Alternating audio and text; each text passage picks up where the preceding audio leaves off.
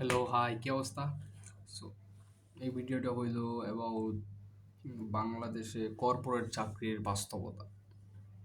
আমি জানি না আমি বাস্তবতা কতটুকু ফেস করছি, তবে আমার মনে হয় আমি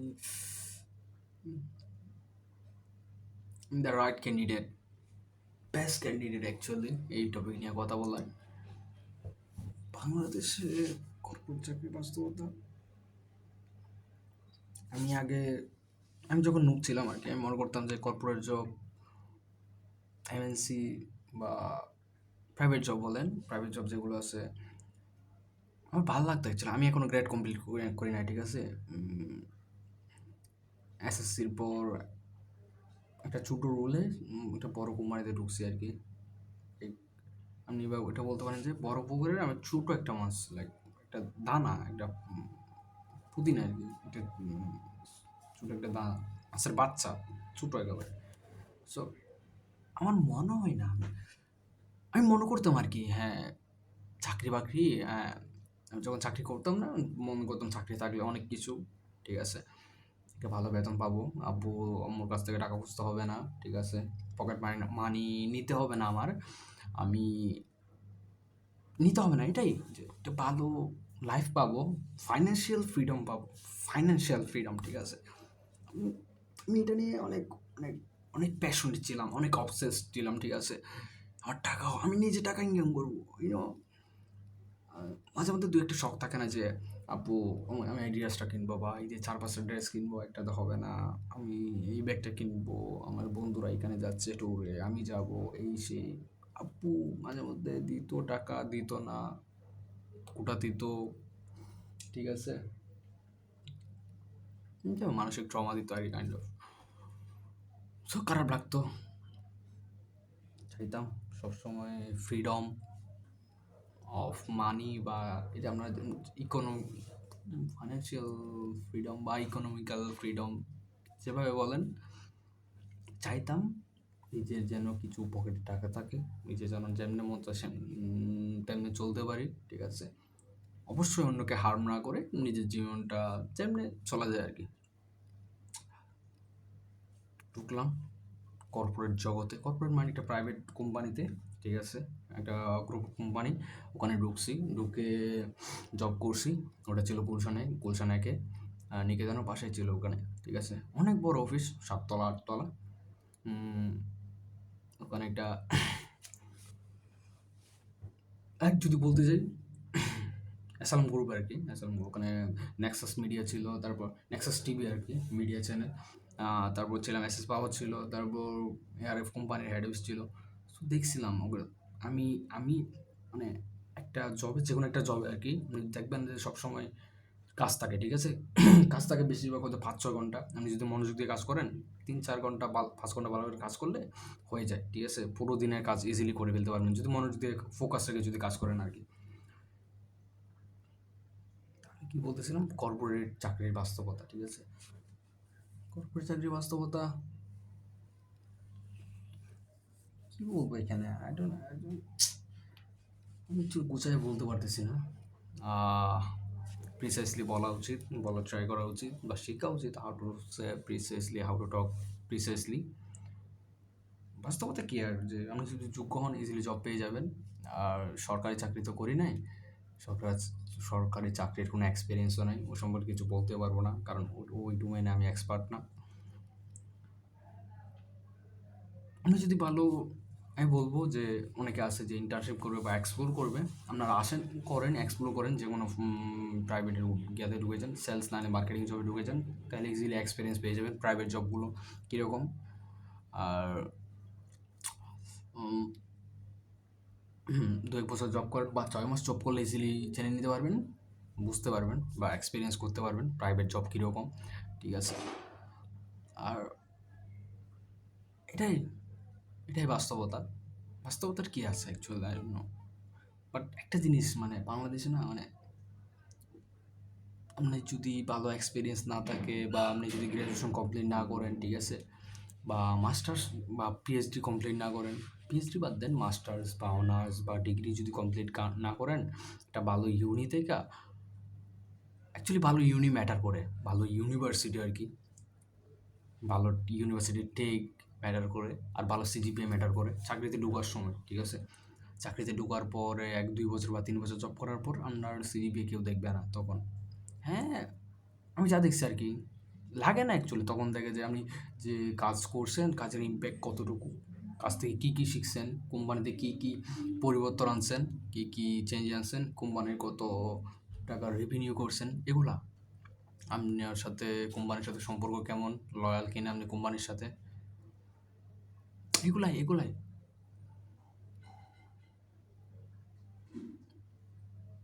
এটাই এটাই বাস্তবতা আমার মতে।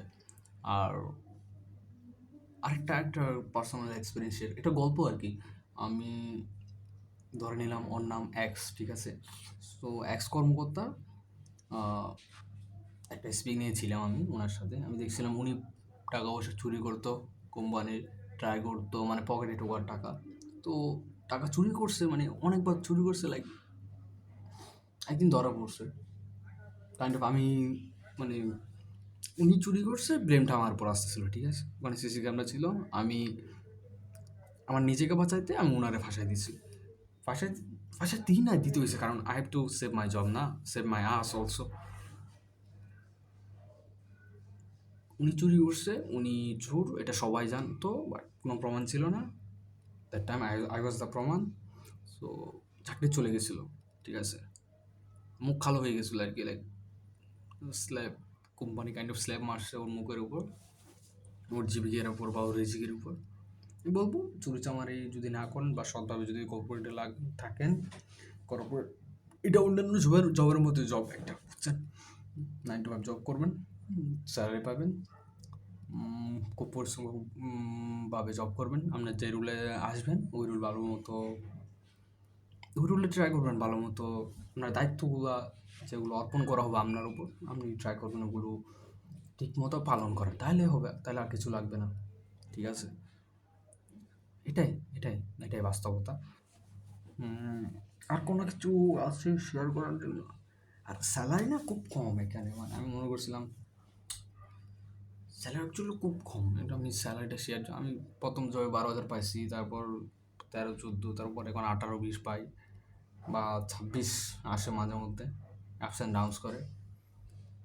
আমি বলবো আমরা যদি, মানে ধারণা না থাকে এই লাইফে আসেন না, ঠিক আছে? মানে খুব কম, মানে আমি আমি এমনও দেখছি, মানে কি বলবো, একটা ফ্যাক্টরিতে আর কি, বড় একটা ফ্যাক্টরিতে, স্পিনিং ফ্যাক্টরিতে, মাস্টার্স পাস ছেলে ঢুকছে, মানে চাকরির ইন্টারভিউ দিবে, সিভি দিছে আমাদের কোম্পানিতে, 10-12 জনের টাকা হয়েছে, ওখান থেকে 1-2 জন আসছে ইন্টারভিউতে, অন্যদেরকে বলা হয়েছে স্টোর অ্যাসিস্ট্যান্ট হিসেবে নিবে আর কি। স্টোর কি অ্যাসিস্ট্যান্ট, হ্যাঁ, স্টোর অ্যাসিস্ট্যান্ট অফিসার আর কি, SAO।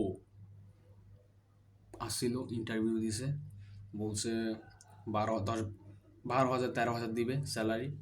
মাস্টার্স পাস ম্যান, 13,000 দিবে বলছে, পরে কাজটা শিখলে বাড়াই দেওয়া হবে, এই সেই, আর তারপর থাকার জায়গা দিবে। নাই নাই, বাংলাদেশে কর্পোরেট চাকরি যদি ভালো এক্সপিরিয়েন্স না থাকে এখানে, আপনি যদি ভালো কাজ না জানেন, ওটি gives a shit about you, ঠিক আছে? এটা জেনে শুনে আসেন, ঠিক আছে? আপনি যদি ন্যাশনাল ইউনিভার্সিটি থেকে আসেন আর কি, আমার মনে হয় এটাই বাস্তবতা, ঠিক আছে? আর আমি বলবো আপনি যদি ভালো টাকা কোথাও পান, ঠিক আছে, প্যাশনের দিকে তাকায়েন না, ঢুকে যান যে কোনো কোম্পানিতে, ঠিক আছে? তাহলে আপনি হয়তো ফাইন্যান্সিয়ালি ভালো থাকবেন, ভালো খেয়ে পরে বাঁচতে পারবেন, কোনো রিগ্রেট থাকবে না অ্যাবাউট মানি। প্যাশন তো পাশাপাশি চালানো যায় না, চাকরি করার পর অনেক টাইম থাকে অবসর, ওই টাইমে তো চাইলে আপনার প্যাশন প্রজেক্ট নিয়ে কাজ করতে পারবেন। এটাই, দ্যাটস ইট, এটাই বলার ছিল। বাস্তবতা মানে খুব খুব রুড অ্যাকচুয়ালি, কী বলবো, বাস্তবতা খুব রুড, ইউনো,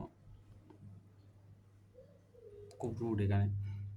আপনার ম্যানেজারের একটা, আমি আমি না অনেক সিভি দেখছি, মানে CFO বা DGM বা, আমি আমি আমি আমি সবসময়, মানে আমি এছাড়া ছিলাম না, তবে ট্রাই করতাম মানে সিভিগুলো দেখার, এছাড়া যারা ছিল ওদের সাথে ভালো সম্পর্ক রাখতাম।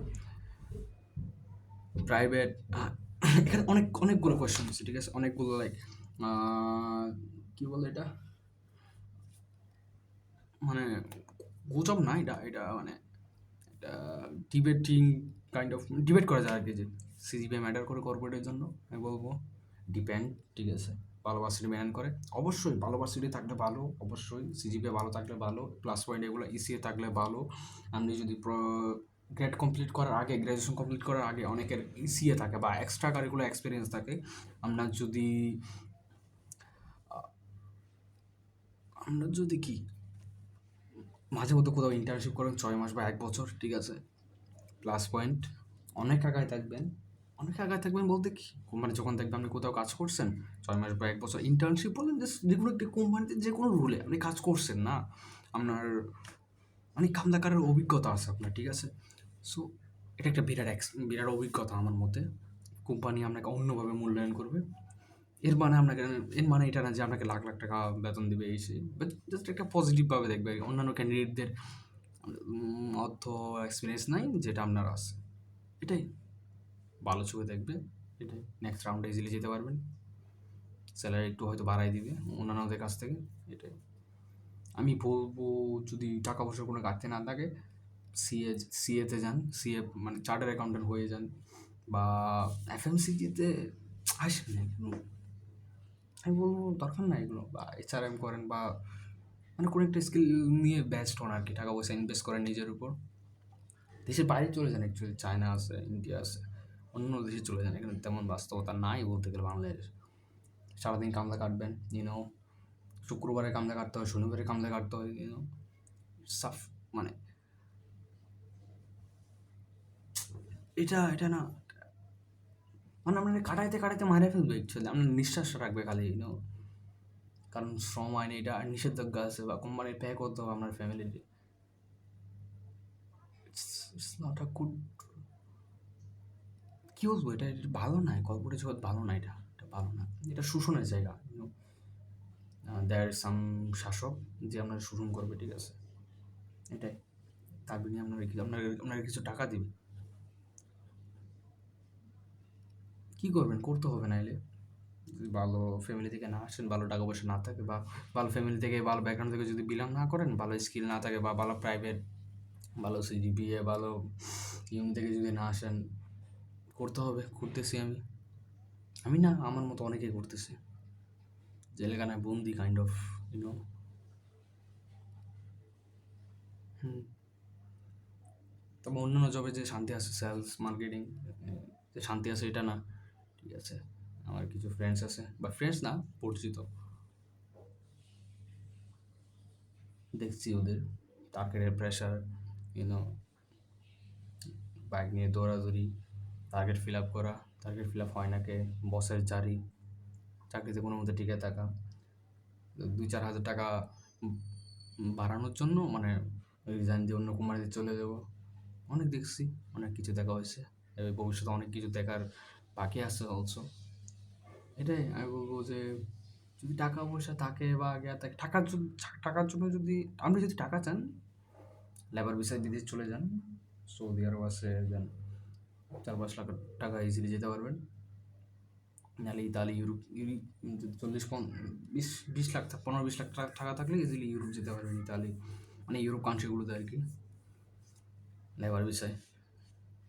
আর যদি স্টুডেন্ট হন, মাস্টার্স কমপ্লিট করে থাকে, ট্রাই করেন 2-একটা পেপার পাবলিশ করে, বা কিছু ইসিএ পাবলিশ করে চলে যাইতে। থাকেন না দেশে, থাকেন না, Bangladesh not good for like middle class, বা আমি তো লোয়ার ক্লাস সেন্টিমেন্ট থেকে বিলং করি। সো আমি বলবো একটা মানে খুব খুব খুব এটা কী বলবো, যে খুব খারাপ আর কি, এটা এটা কারণ মানে ঠিকঠাক মতো সার্ভাইভ, মানে ভাসতে পারবেন না আর কি, মানে লাইফে তো অনেক কিছু করার আছে না, মানে জাস্ট খেয়ে পরে বেঁচে থাকবেন কোনো মতে।